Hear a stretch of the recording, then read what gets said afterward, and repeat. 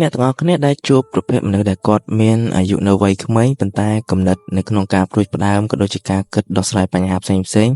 ហាក់ដូចជាគាត់មានគំនិតចាស់ទុំជាជាងអាយុរបស់គាត់បើតាមទស្សនៈចិត្តវិទ្យាមនុស្សដែលហាក់ដូចជាមានឯករាជ្យភាពខ្លាំងពេកនិងមានភាពចាស់ទុំនៅពេលដែលគាត់មានអាយុក្មេងជារឿយៗអាចនឹងប្រឈមមុខនឹងជំងឺផ្លូវចិត្តនៅពេលដែលគាត់ធំពេញវ័យយោងទៅតាមបទដ្ឋាននេះគេហៅថាជាអាកប្បកិរិយាមួយដែលជាចំណងចាក់ឫសគល់នៅក្នុងអារម្មណ៍របស់ពួកគេគឺជាមនុស្សដែលមានគំនិតចាស់ទុំជាទូទៅពួកគេធ្វើអ្វីមួយមិនចូលចិត្តពឹងទៅលើសំណើរបស់អ្នកដទៃនោះទេទោះបីជាមានជំនួយពីអ្នកដទៃក៏ដោយក៏ពួកគេច្រានចោលនៅជំនួយនោះដែរពួកគេសុខចិត្តពំនាំសុខចិត្តឈឺចាប់ម្នាក់ឯងធ្វើរឿងនោះលំបាកតែម្នាក់ឯងពួកគេខ្លាចការសុំជំនួយរបស់ពួកគេនាំទុកដល់អ្នកដទៃគេស៊ូនឹងផ្ដាច់ខ្លួនលំបាកម្នាក់ឯងវិញជារឿយៗអ្នកនឹងឃើញមនុស្សប្រភេទនេះចូលចិត្តផ្ដាច់ខ្លួនពីគ្រួសារនិងអ្នកដែលជិតស្និទ្ធដូចជាមនុស្សជាទីស្រឡាញ់បើសិនជានិយាយពីការខូចចិត្តវិញពួកគេចូលចិត្តសំងំខូចចិត្តតែម្នាក់ឯងមិនឲ្យអ្នកណាចូលមកជិតខ្លួននោះទេគេពុំសូវជាចូលចិត្តផ្ដល់ការលំបាករបស់ខ្លួនឯងឬត្អូញត្អែការលំបាករបស់ខ្លួនឯងដោយនរណាម្នាក់បានឮនោះទេព្រោះពួកគេយល់ថាទោះជារាយរាប់នៅទុក្ខលំបាករបស់ពួកគេយ៉ាងណាក៏គ្មាននរណាអាចជួយដោះស្រាយគេបានដែរមានតែបន្ថែមបន្ទុកឲ្យអ្នកដទៃឬក៏អ្នកស្ដាប់របស់ពួកគេទៅវិញមនុស្សគ្រប់គ្នាតែងមើលមកមនុស្សប្រភេទនេះថាជាមនុស្សដែលមានភាពរឹងមាំជាការពិតទៅពួកគាត់ពិតជារឹងមាំមែនប៉ុន្តែមិនមែនមានន័យថារឹងមាំមិនចេះឈឺចាប់នោះទេពួកគេមានពេលខ្លះលួចគិតម្នាក់ឯងសង្ស័យលើសមត្ថភាពខ្លួនឯងដែលភាសាអង់គ្លេសគេហៅថា overthinking traumatized ហើយ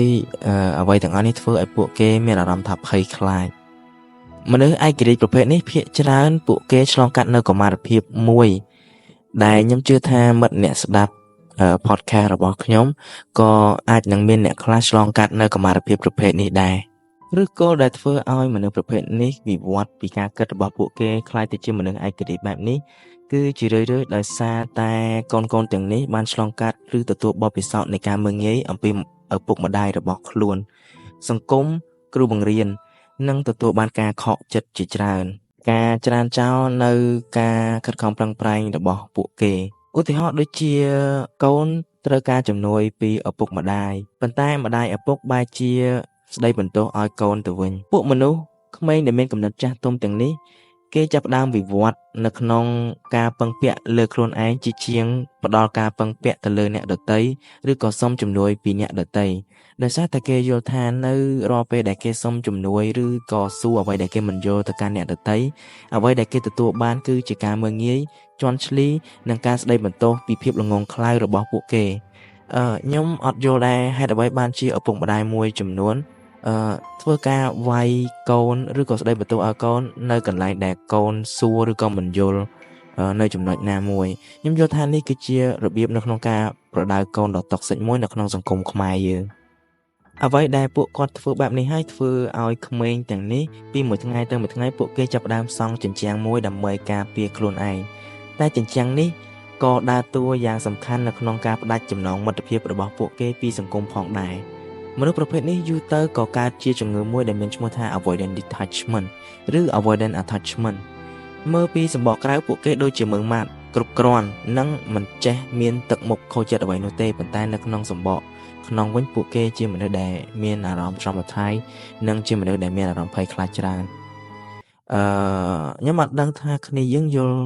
អំពីនិយមន័យនៃ avoidant attachment នេះខ្ញុំឃើញមានការបកស្រាយច្រើននៅក្នុង TikTok ប៉ុន្តែខ្ញុំនឹងធ្វើការបកស្រាយសារថ្មីនៅទីនេះចំណងបែប avoidant attachment ហ្នឹងមានន័យថាគឺជាទម្រង់ចំណងនៃទំនាក់ទំនងដែលមានទំនោរទៅលើសុវត្ថិភាពផ្ទាល់ខ្លួនជាជាងការផ្ដល់ភាពស្និទ្ធស្នាលខ្លាំងពេកទៅកាន់អ្នកដទៃដោយសារពួកគេយល់ថានៅពេលដែលអ្វីមួយវា serious ខ្លាំងពេកឬក៏គេមានចំណងស្និទ្ធស្នាលជាមួយអ្នកដទៃខ្លាំងពេកគេខ្លាចធ្វើឲ្យខ្លួនឯងមើលទៅទន់ជ្រាយដូច្នេះហើយបានមនុស្សដែលមាន attachment បែបនេះព្យាយាមផ្ដាច់ខ្លួនឯងពីអ្នកដទៃបើនៅក្នុងន័យស្នេហាវិញអ្នកទាំងអស់គ្នាប្រហែលជាអាចនឹងស្រឡាញ់ប៉ះមនុស្សប្រភេទនេះដែលគាត់មានជំងឺបែប avoidant detachment នេះអ្នកទាំងអស់គ្នាដែលចូលទៅតាមចែចង់នរណាម្នាក់ហើយនៅក្នុង step ដំបូងអ្នកទាំងអស់គ្នាឃើញថាអ្នកទាំងអស់គ្នានិយាយចូលគ្នាចំពោះបុគ្គលម្នាក់នឹងខ្លាំងមានអារម្មណ៍ថាស្គាល់ចិត្តគ្នាទៅវិញទៅមកព្យាយាមគិតថា អ្នកទាំងអស់គ្នាត្រូវចរិតគ្នាខ្លាំងអាចយកគ្នាធ្វើជាគូឬជាសង្សារប៉ុន្តែនៅថ្ងៃបន្ទាប់បែរជាម្នាក់ទៀតកោសអ្នកទាំងអស់គ្នាចោលហើយភាសាកោសមានន័យថាគេទៅចោលដែលអត់មានឲ្យដំណឹងអ្នកទាំងអស់គ្នាអត់មានការបកស្រាយអីទាំងអស់មនុស្សដែលធ្វើបែបហ្នឹងភាគច្រើនគាត់មានជា avoidant attachment love style ដែលគាត់អត់ច្បាស់ជាមួយនឹងអារម្មណ៍ខ្លួនឯងហើយគាត់ខ្លាចនៅក្នុងកំណត់ជាប់គាំងដែលគាត់ត្រូវបង្ហាញភាពទន់ខ្សោយទៅកាន់អ្នកណាម្នាក់បានជាគាត់ដកខ្លួនថយមកវិញអាហ្នឹងបើនៅក្នុងសម័យ Gen Z យើងអាចឲ្យនិយមន័យបានមួយទៀតថាជា red flag អ្នកទាំងអស់គ្នាកុំគិតថាខ្លួនឯងមានអាហ្នឹង cool avoidant attachment ដែលកើតទៅលើអ្នកណាម្នាក់គឺវាអត់ cool នោះទេវាអាចវិវត្តទៅជាជំងឺមួយទៀតដែលហៅថា emotional unavailable ជំងឺនេះគឺ toxic ខ្លាំងទោះបីជាយើងលំបាកខ្លួនឯងប៉ុណ្ណាក៏ដោយប៉ុន្តែចំណុចសំខាន់គឺយើងធ្វើឲ្យខាតពេលវេលារបស់អ្នកដទៃដែលខ្ញុំនិយាយបែបនេះគឺមានន័យថាម៉េចនៅពេលដែលអ្នកទាំងអស់គ្នាស្រឡាញ់គេមុននៅពេលដែលគេស្រឡាញ់អ្នកទាំងអស់គ្នាវិញអ្នកទាំងអស់គ្នាបែរជាអារម្មណ៍អាហ្នឹងវាជាជំងឺបែបចិត្តសាស្ត្រផ្លូវអារម្មណ៍មួយហើយដែលអ្នកទាំងអស់គ្នាគួរតែទៅរកពេទ្យចិត្តសាស្ត្រទៅមនុស្សដែលកើតជំងឺហ្នឹងអត់មានអី cool ទេបកមកនិយាយត្រឡប់មកវិញតកតនឹងជំងឺ avoidant detachment ឬសំដៅទៅលើនរណាម្នាក់ដែលមានគំនិតឯករាជ្យនិងមិនចង់ពឹងលក្ខណៈតីដោយសារតែគាត់ឆ្លងកាត់ពីកុមារភាពដ៏ជូរចត់បានជាគាត់វិវត្តទៅជាមនុស្សដែលចូលចិត្តពឹងខ្លួនឯងហ្នឹងចឹងសារចុងក្រោយដែលខ្ញុំចង់ប្រាប់ទៅកាន់អ្នកទាំងអស់គ្នាគឺនៅក្នុងសង្គមយើងនេះបើសិនជាយើងអាចរកមិត្តភ័ក្តិល្អម្នាក់ហើយពឹងពាក់គ្នាទៅវិញទៅមកវាជារឿងល្អការដែលយើងមានសមត្ថភាពអាចធ្វើរឿងអ្វី